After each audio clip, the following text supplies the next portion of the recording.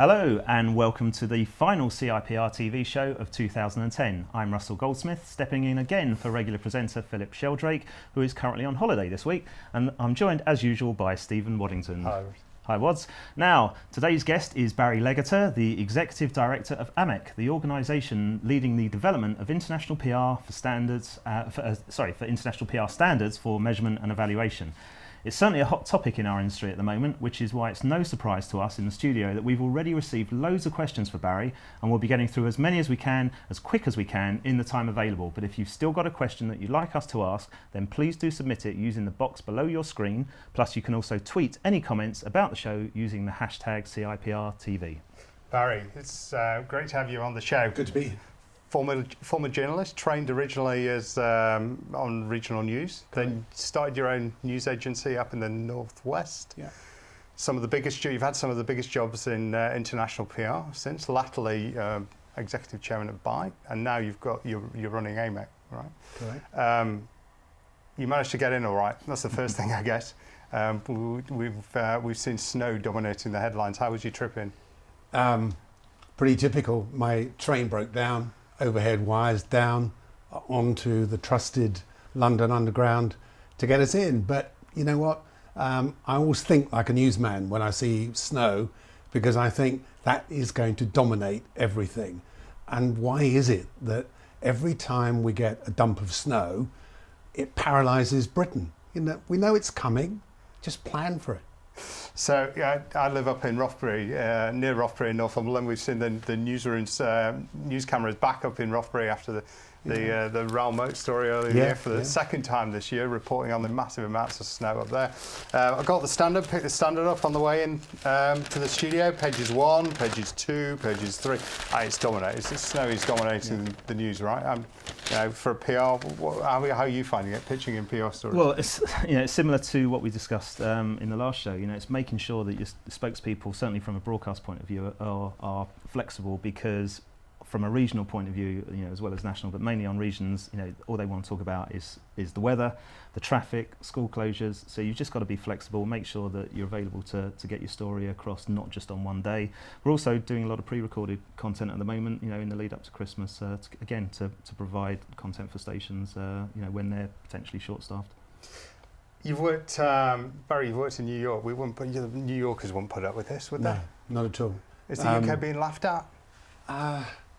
I love my country, but every time something like this happens, you hear the sniggers coming through the TV set internationally, because New Yorkers wouldn't put up with it.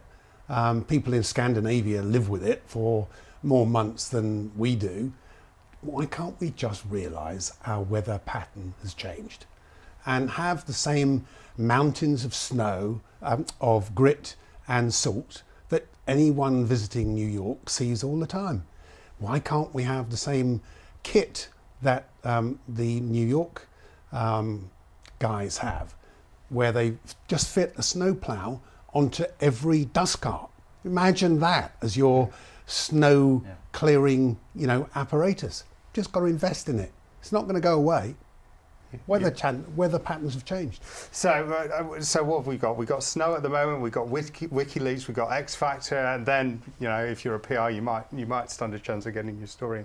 It's a tough week for the news agenda, right? If I was in your agency right now, I'd have to tell my guys to be very creative, because the only way past the weather block, which is all the studios want to hear about, is to piggyback on top of it. So, all right, you might represent a hotel property that's got a special discount rate between Christmas and the New Year. Go on top of that. Or you might represent a food client. Food and snow go very well, because half of the country is convinced that we're going to run out of food. Well, we're talking about getting coverage. Yeah. Obviously, the reason why you're here is measuring the coverage. Sure. I know you've got the opening question. So straight away, the journalist and PR man's coming out. It's great to have you in the studio to talk about measurement. And the question, my first question, and I'm sure the question lots of PRs will want to ask you, if they have the chance to talk to you, is about AVE. It's dead right, and you're the man that's killed it. Well, thank you for that. I'm one of the team that's killed it. I debated whether to wear a black armband today and thought on balance it was a bit insensitive. As far as AMEC is concerned, AVE is dead. Where we need to go now is to enlist the help of companies like yours. We need the CIPR. Jane Wilson was very spirited at our conference last week in saying she will work with us in making sure that AVEs are truly sort of ushered out. But realistically, it's going to take time, and I'm happy to expand on that. But we are in a period now. AMEC has said very publicly, and you've just repeated it there. Thank you. AVE is dead. Yeah. It was flawed. It's gone. We're past. But still, there's a lot of companies. There's an awful lot of clients. There's a lot of agencies are using it as their primary means of measurement. Yeah. In this period between the future and now, what do they do? Well, realistically, we probably have something like a 12 to 18 month education period ahead of us. There are people watching this interview at Bournemouth University. There will be other people watching it at Leeds and at Cardiff, centres rated for their PR courses. It's the PR university, it's the grads of tomorrow. Yeah, so the first point, Stephen, we need to say to the young guys at university on PR courses, it's your future. Your future is less AVEs. And the programme modules that are being taught don't acknowledge AVEs, but I'm just saying that loud and very clear. So you've done a tour of the PR courses around the UK? A virtual tour. I was in Bournemouth last week because I'm associated with it, so I know a little bit more about that university than most. Then we need to get the client community on board. AVEs will only truly go away once we get international clients saying to their agencies, guys, I don't want to see AVEs across my desk anymore. Work with your evaluation company, work with your PR agency, don't give me AVEs. Well, I had the pleasure, obviously, of attending your conference a couple of weeks ago, which was very well attended, and as you mentioned, Jane was there. One of the things that I wanted to pick up on, and maybe you can give us you're talking about new metrics. Sure. Can you give us a quick summary of what was discussed there and what you're hoping to bring through? Not just obviously for the students, but for us in the industry as well. We've had two international task forces working on a replacement for AVEs. Very distinguished people. There's the head of research for Hill & Knowlton, Ruth Pastana, based in New York. There's David Rockland, head of research for Ketchum, based in New York. There's Tim Markline, head of measurement for Weber Shandwick. These are serious players in the research space, but within a global PR agency, so they're realistic. And they've come up with a new set of metrics which are very workable. All I would say to a PR practitioner looking at them is give yourself time, understand it. And if you don't understand it, give me a phone call. It's as one-on-one as that. We will help you understand the new metrics. I know the slides are available. Do you want to give it a plug very quickly? Absolutely. To the viewers? They're available on the AMEC website, www.amec.org.com, and you'll see a download link freely available. We want the PR industry to play with them. All right, maybe play is not the right word. Use them, experiment with them. Even within your agency, Stephen, if you gave the set of slides to two different account teams, one would get it straight away, the other would push back, because that's we are nature, right? We are what we know. Well, We've got a lot of questions, as I mentioned, coming through via Twitter. And obviously, if you've got any questions, I think we're about 10 minutes in already. So if you do have questions, please do send them through via the form, as I mentioned, or you can tweet using the hashtag CIPRtv. That's exactly what Paul Wilkinson has done. He's tweeting as EE Paul. He's asked about sentiment analysis. He says, how can sentiment analysis cover mentions that are ironic or witty? What's the role of human versus machine? Ooh. How long have we got? Well, so I mean, social media measurement, we could do shows on it. What was his name, Paul? This is Paul Wilkinson. Okay, Paul, great question. What I'll do, you and I will have a one-on-one phone call tomorrow, and I'll get into it with you. Automated versus human, the use of technology within an AMEC member company has grown, so that it's now taken as read. But there is an obvious school of thought that says that a company that uses human beings has a better opportunity to provide what clients really want, which is consultancy. Okay, Mr. Client, what that article is really telling you, using my ability to read irony, is this. Machines can go so far, and they've come on leaps and bounds. They'll never replace a human being in terms of being able to drill down to sentiment, to the irony level. I mean, we've had loads of questions about digital PR and social media. Yeah. From Brian Jack here. Brian Jack, is it possible to measure sentiment and influence online? Richard Bagnall, one of your Metrica, the MD, one of your founding members, is concerned about the avalanche of content that digital campaigns create, and one reaction that we've seen to massive volumes on Twitter, on Facebook of content, is that people start tagging, and we're back to a world where you're maybe counting, you're ticking boxes, it's like dislike, you're putting stuff into shoots. Richard's point, are we in danger of being bombed back into the dark ages? We as a communications industry are, great question, Richard.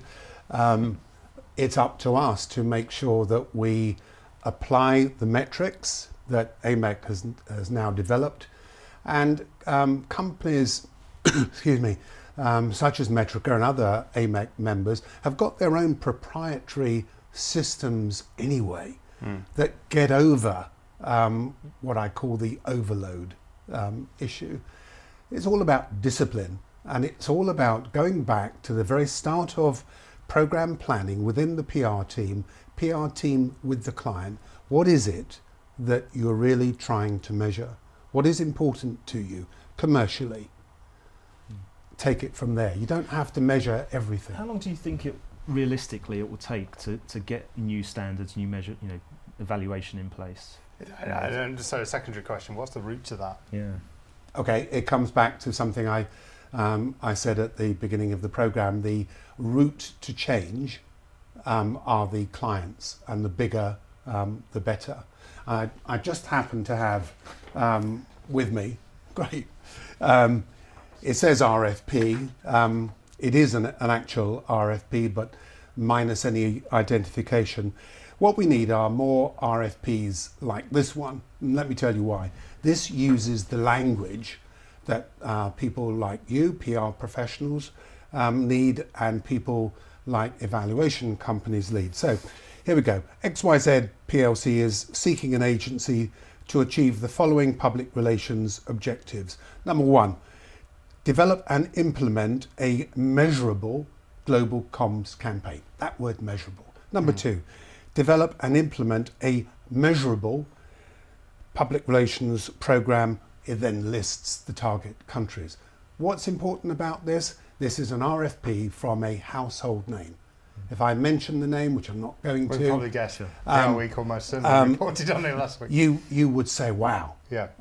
As I did when I saw this yesterday. It's that word measurable, because if we get measurable in right at the beginning, it means it's built into the planning, to the objectives, and is not something we tag on as an afterthought right at the end of the programme, when we want to justify to a client how well your team's done. So you said measurable. How long before that says AMEC standards of measurement within? I mean, surely that's your ideal, right? AMEC becomes the standard. We are the global standards body, but I would settle for language like, if I saw that on a dozen RFPs in the next month, I would think that the work that AMEC, working with other organisations, we're not just on our own. Right. We're leading the charge, Stephen, but we've got organisations like ECO, like the PRSA, like the Global Alliance. They're all in it with us. Yeah. They're all behind us. I have to say, the smart bit that you've cracked is the international component. That it isn't isolated, which so many of these things often are, and focused purely on a specific region. AMEC does appear to be truly international. Yeah. So we've talked about students, we've talked about clients. What else? You, push the PR practitioner. We have to educate the PR practitioner at all levels, starting with the guys at university right now who are going to come into consultancy or in-house life next year. There is a big piece to be done here, educating in-house teams as well. I've always taken them very seriously, and this is where Jane Wilson's support at our conference meant such a lot last week. She mentioned about the fact that any award entries that just have results on AVE, you may as well bin them on. That's right. And which is obviously what you want to hear. Yeah. Obviously, within the Hill and Knowlton presentation a couple of weeks ago, they were talking about agencies must go into this together. So whether you're competing, you have to go in this with the same results measurements. We were very fortunate. We had two very influential leaders who just happened to be ladies. We had Jane Wilson, the new CEO of CIPR, and we had Sally Costerton, the CEO of Hill and Knowlton EMEA and chair of the PRCA, both saying unequivocally AVEs have got no part of a PR practitioner's toolkit, and we'll get fully behind you on that. Well, that's great. Look, we are very close to the end, because I'm being told that we're already almost 20 minutes in. I know. So, we've got another question. We'll have to get you back. This could be the last, but if you've still got questions, please do send them through, and we'll try and get through, if we can, with some more time with Barry. But this one here is from Sarah Stimpson. She's tweeted with her Twitter name Guru, and she says decision makers are keen on ROI, but often aren't clear about setting measurable goals, and so she wants to know, how do agencies and in-house teams tackle that issue? Now, I know we may have covered some of that, but it's a great question, but Sarah, you're half answering it within your question, because measurable goals are established first of all, and they build up to become your ROI. Is what I was saying about getting the word measurable in an RFP. You start where you should start, and you end where you should end.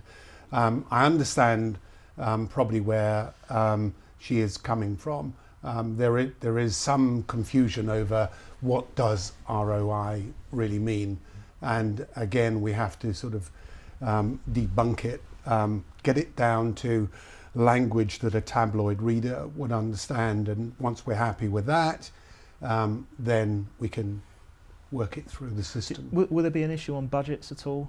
Because obviously there's it's always more work. When to share a story which is not quite out of school, nearly. When I was at Byte, 5 great years there, I looked after a particular very well-known electronics company. They're big. You would know the name. And I tried for 4 out of my 5 years to sell in measurement. Not interested. I thought I'd made a breakthrough, and then it became quite apparent that if I wanted to retain, as I actually did, a company that is now part of AMEC, it would have to come out of the agency fee rather than a separate budget created by the client. So that's part of the education piece. Clients have discrete research budgets. Often they're not precisely shared with PR people. For me, it's a absolutely correct thing to do for a large client to want to up their game, to want to have the best, most rigorous levels of measurement, which should mean that you hire an independent third party, which comes at a cost, naturally. So get it from your research budget. Okay, did you sacrifice the budget, or did you find the money from the research budget? Half and half. Right. We bit half of the cost. But the message is for PR agencies and in-house teams to budget additionally.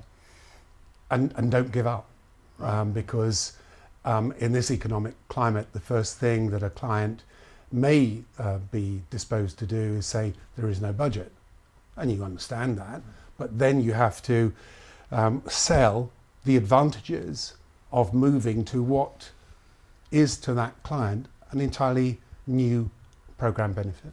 Okay. Well, I think that's a good time to wrap up because I'm being told we're out of time. So obviously I want to thank you, Barry, for coming along, and great guest again. Thank you all for joining us, and thank you for your comments and your tweets throughout, not just this show but all the shows during the series. That's it for CIPR TV 2010. We have had some great guests in the studio for this series. We've had Paul Milray, Mark Borkowski, Robert Phillips, Richard Miller, and of course today's guest, Barry Leggetter. Thank you again. If you've got any suggestions... Are we going to make a box set available? We could do a box set for Christmas if we can get it out in time. If you've got suggestions for someone that we should invite on the show next year for the next series, please do get in touch with either myself on Twitter. I'm at Wads, Russell's at Russ Goldsmith, or Phil Sheldrake, who'll be back from his holiday in the new year, is at Sheldrake. So that's it. All remains for us to wish you all the luck for 2011, and we will see you in the new year. Goodbye. Goodbye.